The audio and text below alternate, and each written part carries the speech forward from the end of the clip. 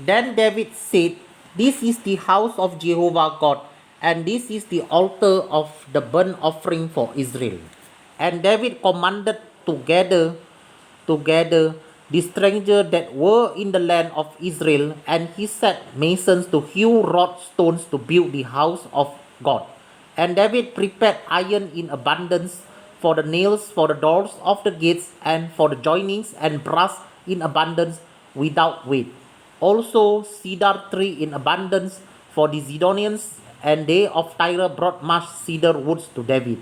And David said, "Solomon my son is young and tender, and the house that is to be builded for Jehovah must be exceeding magnificent, of fame and of glory throughout all countries.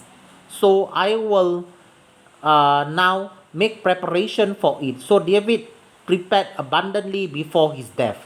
Then he called for Solomon his son and charged him to build an house for Jehovah God of Israel.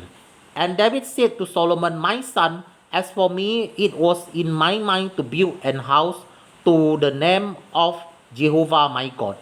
But the word of Jehovah came to me, saying, You have shed blood abundantly and have made great wars.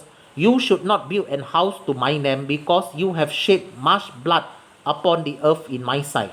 Behold, a son shall be born to you, who shall be a man of rest, and I will give him rest from all his enemy round about. For his name shall be Solomon, and I will give peace and quietness to Israel in his days. He shall build an house for my name, and he shall be my son, and I will be his father. And I will establish the throne of his kingdom over Israel forever. Now, my son, Jehovah be with you, and prosper you, and build the house of Jehovah your God, as he has said of you. Only Jehovah give you wisdom and understanding, and give you charge concerning Israel, that you may keep the law of Jehovah your God. Then should you prosper, if you take heed to fulfill the statute and judgments which Jehovah charged Moses with concerning Israel. Be strong and of good courage, dread not, nor be dismayed. Now behold, in my trouble I have prepared for the house of Jehovah 100,000 talents of gold, and 1,000 talents of silver, and of brass and iron without weight. For it is in abundance. Timber also and stone have I prepared, and you may add thereto. Moreover, there are workmen with you in abundance, hewer and workers of stone and timber, and all manner of cunning people for every manner of work. Of the gold, the silver, and the brass, and the iron, there is no number. Arise, arise and be doing, and Jehovah be with you. David also commanded all the princes of Israel to help Solomon his son, saying, Is not Jehovah your God with you? And has he not given you rest on every side? For he has given the inhabitants of the land into my hand, and the land is subdued before Jehovah and before his people. Now set your heart and your soul to seek Jehovah your God. So arise and build you the sanctuary of Jehovah God, to bring the ark of the covenant of Jehovah and the holy vessels of God into the house that is to be built to the name of Jehovah. Alright. तब दाऊद कहने लगा, यहोवा परमेश्वर का भवन यही है, और Israel के लिए होम बलि की वेदी यही है। तब दाऊद ने इसराइल के देश में जो परदेशी थे उनको इकट्ठे करने की आज्ञा दी, और परमेश्वर का भवन बनाने के पत्थर गाड़ने के लिए संगतरस ठहरा दिए।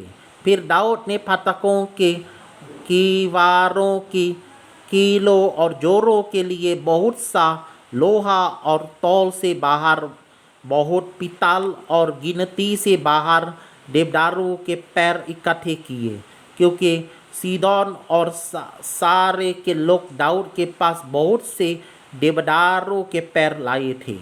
और दाऊद ने कहा, मेरा पुत्र सुलाइमान सुकुमार और लड़का है, और जो भवन यहोवा के लिए बनाना है उसे अत्यंत तेजोमय और सब देशों में प्रसिद्ध और शोभायमान होना चाहिए, इसलिए मैं उसके लिए तैयारी करूँगा। अतः दाऊद ने मारने से पहले बहुत तैयारी की।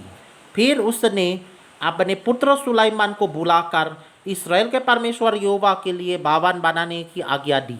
दाऊद ने अपने पुत्र सुलाइमान से कहा, मेरी हार्दिक इच्छा तो थी कि अपने परमेश्वर यहोवा के नाम का एक भवन बनाऊं, परंतु यहोवा का ये वचन मेरे पास पहुंचा, तूने लहू बहुत बहाया और बारे बारे युद्ध किए हैं, इसलिए तू मेरे नाम का भवन ना बनाने पाएगा, क्योंकि तूने भूमि पर मेरी दृष्टि में बहुत लहू बहाया है। देख, तू जैसे एक पुत्र उत्पन्न होगा जो संत पुरुष होगा, और मैं उसका चारों ओर की शत्रुओं से शांति दूंगा। उसका नाम सुलाइमान होगा, और उसके दिनों में मैं इसराइल को शांति और चैन दूंगा। वो ही मेरे नाम का भवन बनाएगा, वो ही मेरा पुत्र ठहरेगा, और मैं उसका पिता ठहरूंगा, और उसकी राजगद्दी को मैं इसराइल के ऊपर सदा के लिए स्थिर रखूंगा। अब हे मेरे पुत्र, यहोवा तेरे संग रहे, और तू कृतार्थ होकर उस वचन के अनुसार जो मेरे परमेश्वर यहोवा ने तेरे विषय कहा है उसका भवन बनाना। अब यहोवा तुझे बुद्धि और समझ दे और इसराइल का अधिकारी ठहरा दे, और तू अपने परमेश्वर यहोवा की व्यवस्था को मानता रहे। तू तब ही कृतार्थ होगा जब उन विधियों और नियमों पर चलने की चौकसी करेगा जिनकी आज्ञा यहोवा ने इसराइल के लिए मूसा को दी थी। हियाव बंद और दृढ़ हो, मत डर और तेरा मन कच्चा ना हो।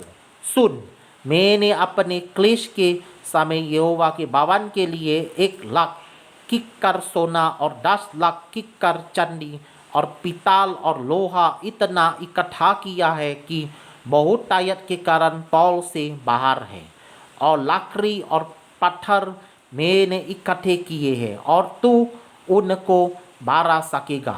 तेरे पास बहुत कारीगर हैं, अर्थात पत्थर और लकड़ी के काटने और गाड़ने वाले वरन सब भांति के काम के लिए सब प्रकार के प्रवीर पुरुष हैं। सोना, चांदी, पीतल और लोहे की तो कुछ गिनती नहीं है।